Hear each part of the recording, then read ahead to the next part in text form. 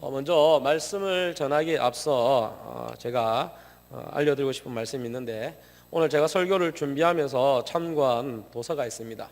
그래서 그 도서 제목이 뭐냐면 부흥과 기획사에서 나온 칭의란 무엇인가라는 작은 소책자입니다.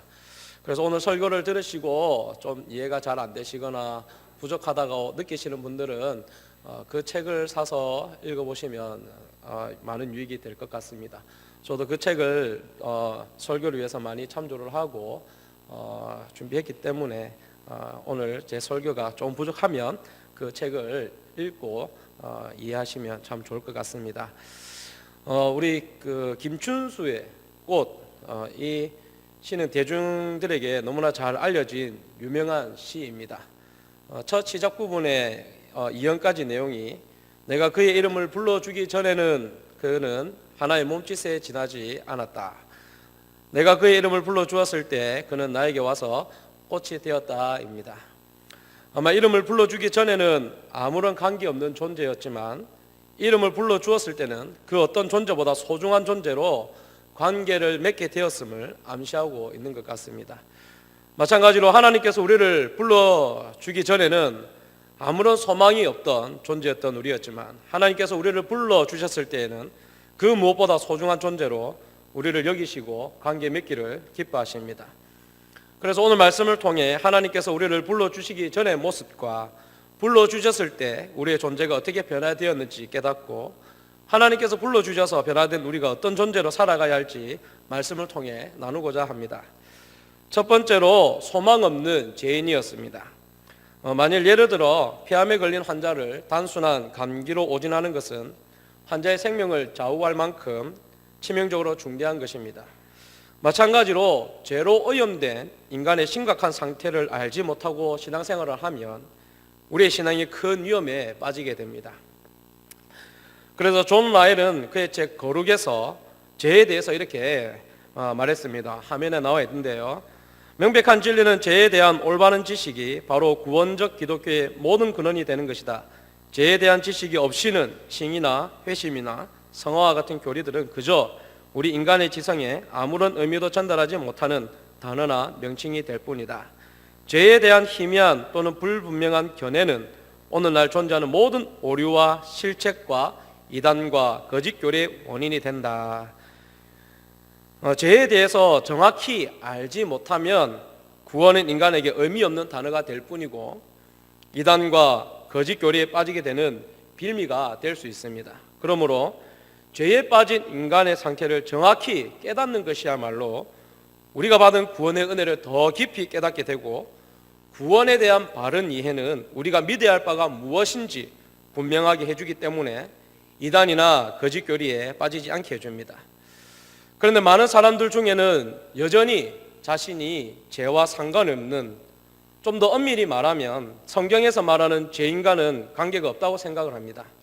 그러나 성경은 인간을 에베소서 2장 3절에 본질상 진노의 자녀, 그리고 로마 3장 10절에는 기록된 바 의인은 없나니 하나도 없으며, 그리고 다윗의 시편 51편 5절에서 내가 죄악 중에서 출생하였으며 어머니가 죄 중에서 나를 잉태하였나이다 라고 기록된 바와 같이 분명히 인간의 본성은 죄인이라고 말합니다. 이 죄성을 가진 인간에게 하나님께서는 자연 만물을 통해서 그분 자신을 알 수 있는 방법도 허락하셨지만 죄인은 자연 만물을 통해서는 신적인 존재에 대해서는 느낄 뿐이지 구원을 얻을 수는 없습니다. 그렇기 때문에 죄인들은 영원한 죽음에 이를 수밖에 없는 것입니다. 그렇다면 하나님을 믿으며 성경 말씀을 누구보다 잘 지킨다고 말했던 유대인들의 상황은 조금 다를 수 있을까요?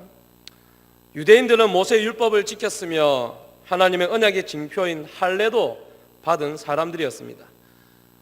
하나님의 말씀을 잘 모르고 믿지 않았던 사람들과 달리 유대인들은 확실히 구원을 받기에 훨씬 더 좋은 위치에 있었습니다. 그러나 바울은 단순히 계명을 받거나 할례를 행하는 것으로 구원을 얻을 수 없다고 냉정하게 말했습니다.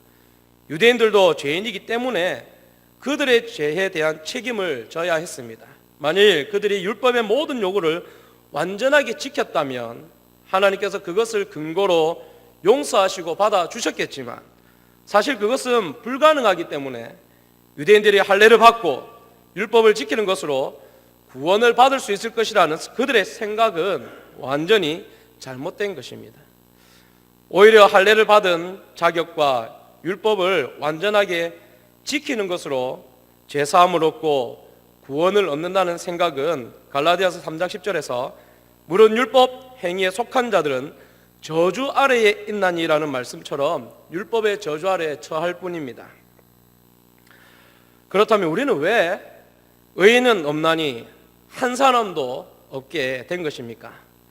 태어날 때부터 죄인으로 태어나서 하나님을 알지도 찾지도 못하는 자가 되며 비록 할례를 받고 율법도 지키지만 구원받을 수 없는 본질상 진노의 자녀가 된 것입니까?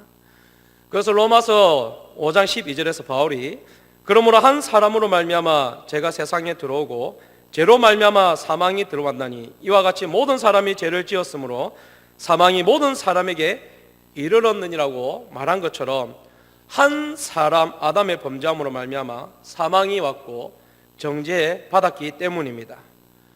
아담은 하나님이 세우신 인류의 대표자이기 때문에 그가 범한 죄의 영향은 태어나는 모든 후손에게 영향을 끼치게 되는 것입니다. 마치 지금 평창 동계올림픽에서 우리나라 선수가 금메달을 따는 것은 그 선수만의 것이 아닌 대한민국을 대표하는 금메달이 되는 것과 같은 이치입니다. 하나님께서 아담을 그의 후손들을 대표하여 세우셔서 아담의 범죄가 곧 우리의 범죄함이 되게 하셨습니다. 뿐만 아니라 부모의 유전을 자녀가 물려받듯이 아담의 죄가 우리에게 유전되었기 때문에 우리는 태어날 때 죄인으로 태어나는 것입니다. 이렇게 죄성을 가지고 태어난 죄인의 삶은 하나님을 찾을 수 없습니다. 하나님에 대해 무지합니다. 비록 언약의 징표로 할례를 받고 율법의 말씀을 받은 유대인들이라 할지라도 그것을 행한다고 해서 하나님으로부터 구원을 받을 수 없습니다. 오히려 율법은 우리의 죄를 깨닫게 할 뿐이며 율법을 완벽하게 지킬 수 없기 때문에 더 저주 아래에 빠질 뿐입니다. 더 이상 하나님과 관계를 맺을 수 없는, 하나님이 없는 상태, 살아있지만 영원히 죽은 자로 소망 없는 죄인의 모습으로 살아야 하는 것이 저와 성도 여러분의 모습입니다. 그러므로 심각한 죄 가운데 있는 우리에게 구원의 소망은 우리 안에서가 아닌 밖에서 올 수밖에 없습니다. 마치 죽은 시체가 아무것도 할 수 없는 것처럼 죄 가운데 있는 우리는 영적으로 죽어있는 상태이기 때문에 반드시 하나님 편에서 우리에게 와 주셔야만 되는 것입니다. 그래서 하나님이 먼저 우리를 찾으시기 위해 그의 아들 예수 그리스도를 보내주셔서 죄인들을 구원하시기로 작정하셨습니다. 하나님께서 죄인을 구원하시겠다는 복된 소식, 이 구원의 계획 가운데 바로 칭의는 마르틴 루터가 말한 것처럼 교회가 서기도 하고 무너지기도 하는 아주 중요한 기독교의 기본 진리 중에 하나가 된 것입니다. 그렇다면 칭의란 무엇입니까? 대교문답 제70문답에서 이것을 아주 잘 설명하고 있습니다. 화면을 보시고 제가 칭의란 무엇입니까? 라고 질문을 하면 여러분들이 답을 한번 해보시길 바랍니다.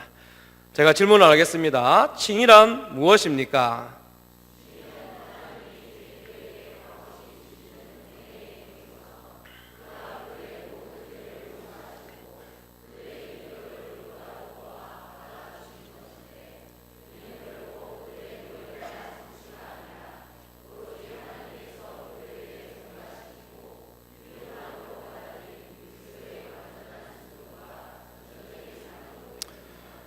네, 그렇습니다. 칭의는 우리를 더 이상 죄인이 아니라 죄를 용서하여 주고 어렵다고 여긴다는 뜻입니다. 그러므로 저와 여러분은 두 번째로 죄인이 아닌 어렵다함을 얻은 의인입니다. 칭의는 법정의 판결과 같습니다. 법정에서 유죄라고 판결하면 죄값을 치러야 할 죄인이 되지만 무죄라고 판결하면 죄 없는 자가 됩니다. 마찬가지로 칭의는 죄인인 우리를 하나님께서 판결하시는 것인데, 그 선언 내용은 우리의 모든 죄가 용서되었다는 것과 더 이상 죄인이 아닌 의로운 사람이 되었다는 것입니다. 그렇다면 어떻게 우리의 신분이 한순간에 이렇게 바뀌게 되었을까요? 죄의 상태에 빠져 아무 소망이 없던 우리가 죄 용서함을 받았을 뿐만 아니라 의롭다함까지 받을 수 있게 되었을까요? 그것은 그리스도께서 십자가에서 자기 백성의 저주를 친히 담당하시고 죽으셨기 때문입니다. 십자가를 지신 그리스도의 순종은 하나님께서 인간에게 요구하시는 그 모든 공의를 만족시켰기 때문에 더 이상 죄의 책임을 묻지 않으시고 모든 인간의 죄를 용서해 주셨습니다. 하나님은 독생자 예수 그리스도가 십자가에서 행하신 일로 인하여 우리의 모든 죄와 허물을 용서하셨습니다. 하나님께서는 우리의 행함을 보지 않으시고 십자가에서 순종하신 예수 그리스도의 행함을 보셨습니다. 그리고 그 십자가에서 죽으셨을 때 우리의 죄가 그리스도께 옮겨졌는데, 더욱 놀라운 것은 그리스도의 의가 우리에게도 옮겨졌다라는 것입니다. 그래서 이것을 위대한 교환이라고까지 말합니다. 이것은 아담의 죄가 모든 인류에게 옮겨졌던 것처럼 예수 그리스도의 의가 모든 인류에게 옮겨진 것과 같은 것입니다. 그래서 로마서 5장 18절은 그런즉 한 범죄로 많은 사람이 정죄에 이른 것 같이 한 의로운 행위로 말미암아 많은 사람이 의롭다 하심을 받아 생명에 이르렀느니라고 말하는 것입니다. 그리고 우리는 이 사실을 믿음으로 받아들여야 합니다. 믿음은 경건하지 아니한 자를 의롭다 하시는 분을 의지하고 신뢰할 수 있게 합니다. 그러므로 믿음은 징의의 수단이 됩니다. 그렇기 때문에 결코 믿음의 행위 때문에 어렵게 되는 것이 아닙니다. 그런데 이것을 교묘하게 이용하려 했던 사람들이 있었습니다. 그것은 갈라디아 교회에 침투한 거짓 교사들이었습니다. 그들은 어렵다 하심을 받기 위하여 그들 자신의 행위를 그리스도의 구원 사역에 덧붙이려고 교묘하게 가르쳤습니다. 이런 거짓 교사들의 가르침에 넘어간 갈라디아 교회 사람들은 그리스도의 구원 사역에다가 자신들의 순종을 덧붙이려고 했습니다. 그 덧붙이려고 한 것 중에 하나가 할례였습니다. 거짓 교사들은 사람이 진정으로 기독교인, 그리스도인이 되기 위해서는 반드시 할례를 받아야 된다고 주장했습니다. 그래서 바울이 갈라디아 교회 성도들에게 보라, 나 바울은 너희에게 말하노니 너희가 만일 할례를 받으면 그리스도께서 너희에게 아무 유익이 없으리라고 말하면서까지 할례를 받는 것을 그토록 반대했었던 이유가 바로 여기에 있었던 것입니다. 바울은 그리스도의 의가 우리에게 전가되는데 우리의 행위를 조금이라도 덧붙이려고 시도하는 잘못된 신앙의 모습을 경계시켰던 것입니다. 우리 모두가 믿음 생활 잘 해야 된다고 말합니다. 이 말은 틀린 말은 아닙니다. 그러나 믿음 생활이 우리를 어렵게 하지는 못합니다. 믿음은 그저 우리가 어렵게 되었음을 받아들이게 할 뿐입니다. 만일에 자기 자신의 행위와 노력으로 하나님의 은혜를 추구하고자 한다면 죄인은 오직 그리스도의 공로로만 어렵다함을 받는다는 이 신앙 고백을 부인하는 것입니다. 바울은 어렵다 하심을 받은 신자의 상태를 자유라는 단어를 사용했습니다. 갈라디아서 5장 1절 말씀을 다 같이 읽어보겠습니다. 화면이 안 나오네요. 제가 읽어드리겠습니다. 그리스도께서 우리를 자유롭게 하려고 자유를 주셨으니 그러므로 굳건하게 서서 다시는 종의 멍에를 매지 말라. 여전히 자신의 행위와 노력으로 하나님의 은혜를 얻고자 한다면 우리에게 주어진 참 자유를 얻지 못한 것과 같습니다. 이러한 사람은 바울이 말하는 종의 멍에를 메고 살아가는 사람과 같습니다. 바울이 말하는 종의 멍에는 그리스도를 신뢰하지 않고 자신의 행위를 의지하려는 모든 죄인들에게 임하는 믿을 수 없을 만큼의 엄청난 무거운 짐을 말하는 것입니다. 그러므로 그리스도로 말미암아 어렵다함을 얻은 자로서 자신의 행위와 노력으로 어렵다함을 얻기 위해 종의 멍에를 매지 않도록 주의해야 하겠습니다. 오직 믿음으로 어렵게 되었음을 받아들이는 저와 성도 여러분이 되기를 바랍니다. 이쯤에서 지난주 수요 기도회 때도 잠시 전했던 내용이었습니다만 한 번 더 살펴보고자 합니다. 야고보 사도가 말한 이로보건대 사람이 행함으로 어렵다 하심을 받고 믿음으로만은 아니니라는 말씀이 말씀을 읽는 우리의 생각과 마음을 어렵게 합니다. 왜냐하면 이 구절은 지금까지 바울이 말한 오직 믿음으로 어렵다함을 받는다는 칭의 교리와 반대되는 것 같기 때문입니다. 그러나 결코 바울과 야고보의 말이 모순이 되는 것이 아닙니다. 야고보는 본문 2장 16절에 24절에서 어떤 사람이 진짜 어렵다함을 받은 사람인지 또 어떤 사람이 어렵다함을 받지 못한 사람인지를 구별하고자 하는 것입니다. 즉 야고보는 헛된 믿음, 죽은 믿음을 가지고 있으면서 믿음이 있다고 착각하고 있지 않는지 확인해 봐야 된다는 것입니다. 그래서 2장 14절에 16절에서 그릇된 확신의 소유자들은 자신의 믿음이 있다고 주장하지만 정작 그에게는 선한 행위가 결핍되어 있다라는 것입니다. 그래서 본문 14절에서 그 믿음은 선한 행위가 결핍된 믿음으로서 구원에 합당한 믿음과 구별됩니다. 왜냐하면 구원에 합당한 믿음은 반드시 선한 행위가 따르기 때문입니다.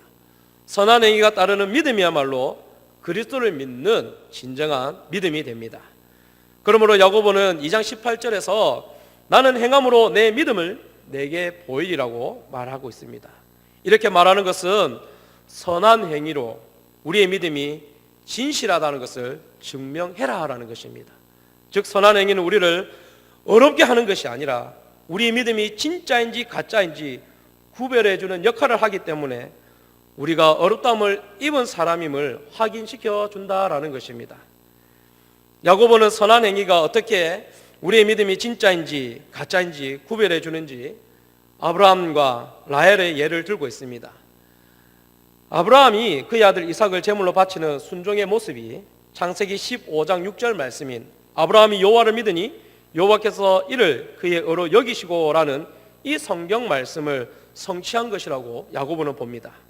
하나님의 말씀에 대한 순종이 아브라함이 어렵다 하심을 받은 자임을 증명하는 수단이 되었다라는 것입니다. 그래서 야고보도 아브라함의 행함을 보고 2장 22절에서 내가 보거니와 믿음이 그의 행함과 함께 일하고 행함으로 믿음이 온전하게 되었니라고 한 것입니다.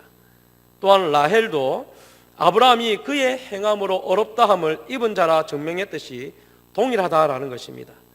이미 라헬은 여호수아 2장 11절에서 라헬은 정탐꾼들에게 너희의 하나님 여호와는 위로 하늘에서도 아래로는 땅에서도 하나님이시다라고 하나님에 대한 믿음의 고백을 했었습니다. 이런 라헬의 고백은 헛된 믿음이 아니었습니다. 이스라엘 정탐꾼들에게 은신처를 제공함으로써 자신과 자신의 가족의 생명의 위험을 감수하면서까지 믿음의 진실성을 나타냈기 때문입니다. 그러므로 바울이 로마서 3장 28절에서 그러므로 사람이 어렵다 하심을 얻는 것은 율법의 행위에 있지 않고 믿음으로 되는 줄 우리가 인정하노라라는 이 말씀과 야고보가 2장 24절에서 이로보건대 사람이 행함으로 어렵다 하심을 받고 믿음으로만은 아니니라는 말씀이 모순되는 것처럼 보이지만 절대 그렇지 않습니다.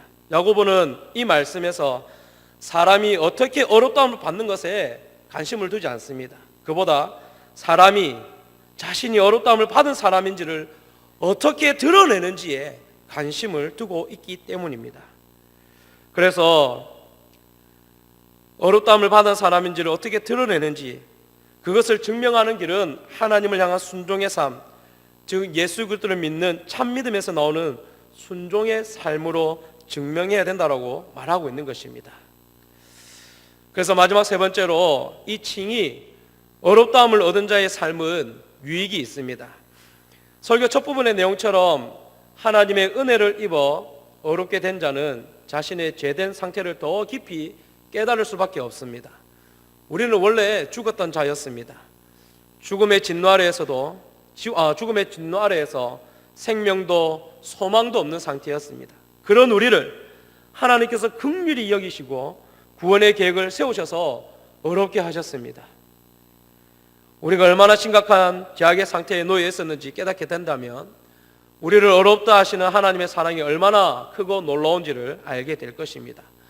그러나 때때로 우리를 향한 하나님의 사랑에 대해 무감각해질 때가 있습니다. 하나님의 사랑은 변함이 없는데 내가 원하는 대로 되지 않을 때, 내 삶에 어려움이 닥쳐올 때 우리는 쉽게 하나님의 사랑을 의심할 때가 있습니다. 더구나 나를 죄와 사망에서 구원해 주신 하나님께서 더 이상 내 삶에 관여하지 않기를 바라는 마음을 가질 때도 있습니다. 그러나 진정으로 어렵다함을 얻은 믿음을 가진 사람은 하나님에 대한 사랑을 매일 기억하며 나를 어렵다고 여겨주신 그 하나님 안에서 안식을 누리며 살아가야 될 것입니다. 그래서 그 사랑이 얼마나 크고 놀라우며 신실하고 변함이 없는지, 이미 자신을 어렵게 여겨주신 그 은혜를 통해 항상 하나님 때문에 감사하고 즐거워하며 기뻐할 수 있기를 바랍니다. 어렵다 하시는 이 칭의는 하나님께 속한 주권으로서 우리가 할 수 있는 것은 아무것도 없습니다. 만일에 갈라디아 교회 사람들처럼 어렵게 되기 위해 나의 노력과 행위를 덧붙이려고 하는 시도는 당장 멈춰야 될 것입니다. 그러나 만일 여전히 자신의 공로를 의지하는 신앙을 한다면 예수님께서 십자가에서 이루신 구속사역이 불완전했음을 인정하는 것이 됩니다. 그리고 이런 신앙은 자신의 노력과 행위에 따라 어렵게 되는 것이 결정되기 때문에 구원에 대한 확신이 쉽게 흔들려서 불안한 마음으로 살아갈 수밖에 없을 것입니다. 성도 여러분, 과연 얼마만큼 어려운 삶을 살아야지 하나님을 만족시킬 수 있는 모습이 될 수 있습니까? 우리의 행위와 노력으로 과연 하나님을 만족시킬 수 있겠습니까? 우리는 당연히 우리의 행위로는 하나님을 만족시킬 수 없음을 압니다. 그러므로 더욱 예수 그리스도를 의지하며 구원의 은혜에 감사하는 신앙생활을 해야 하겠습니다. 또한 어렵다함을 받은 자의 삶은 십자가를 통해 하나가 되는 삶을 살아야 합니다. 에베소서 2장 15절과 16절에서 법조문으로 된 계명의 율법을 폐하셨으니 이는 이 둘로 자기 안에서 한 새 사람을 지어 화평하게 하시고 또 십자가로 이 둘을 한 몸으로 하나님과 화목하게 하려 하심이라. 원수된 것을 십자가로 소멸하시고 라는 이 에베소서 말씀처럼 하나님께서는 그리스도를 통하여 유대인과 이방인을 하나 되게 하셨습니다. 그러므로 어렵다함을 얻은 저와 성도 여러분 모두가 하나 되기를 힘쓰는 한소망 교회가 되어야 하겠습니다. 이것은 우리가 얼마나 영적으로 철저하게 무능력한 자였는지를 알면 자기 자랑, 교만, 신분, 지위 때문에 서로가 나뉘지 않을 것입니다. 바울 사도는 전적으로 무능력하고 죽었던 죄인이 예수 그리스도로 말미암아 어렵다함을 받았을 때 그가 지닌 모든 세상의 지위와 자랑거리들을 배설물과 같다고 하였습니다. 자기 자랑과 교만으로 어쨌든 남보다 좀 더 인정받으려 하기보다 내가 가진 것을 통하여 도움이 필요한 자들을 섬길 수 있기를 바랍니다. 예수님께서 우리를 위해 아낌없이 자신을 내어주신 것처럼, 그리고 예수 그리스도로 말미암아 어렵다함을 얻은 자로서 예수님께서 너희가 거저 받았으니 거저 주라는 예수님의 가르침을 실천함으로 내 믿음이 온전한 믿음임을 증명하여 하나님께 영광을 높여드리는 저와 성도 여러분이 되기를 바랍니다. 이제 말씀을 맺도록 하겠습니다. 사랑하는 성도 여러분, 우리는 예수 그리스도를 믿음으로 어렵다함을 얻었습니다. 그 어떤 인간의 행위나 노력으로는 어렵다함을 얻을 수 없습니다. 그러나 사도 바울과 야고보는 서로 모순된 말을 하는 것이 아니라 동일하게 주장하고 있습니다. 오직 믿음으로 의인된 자는 선한 행위를 통해 그 믿음을 증명해야 합니다. 그러므로 우리 모두가 열매 맺는 삶으로 믿음을 증명할 수 있기를 바랍니다. 혹여나 열매를 맺지 못하면서 믿음이 있다고 착각하고 있지는 않는지, 헛된 믿음, 죽은 믿음임에도 괜찮은 줄 알고 아무런 심각성 없이 교회만 왔다 갔다 하는 건 아닌지, 우리의 삶을 통해 내 믿음이 죽은 믿음이 아닌 온전한 믿음인 것을 증명하며 살아내는, 어렵다함을 받은 구원의 확신을 가지고 그 믿음을 증명하며 살아내는 저와 성도 여러분이 되기를 주님의 이름으로 축복합니다.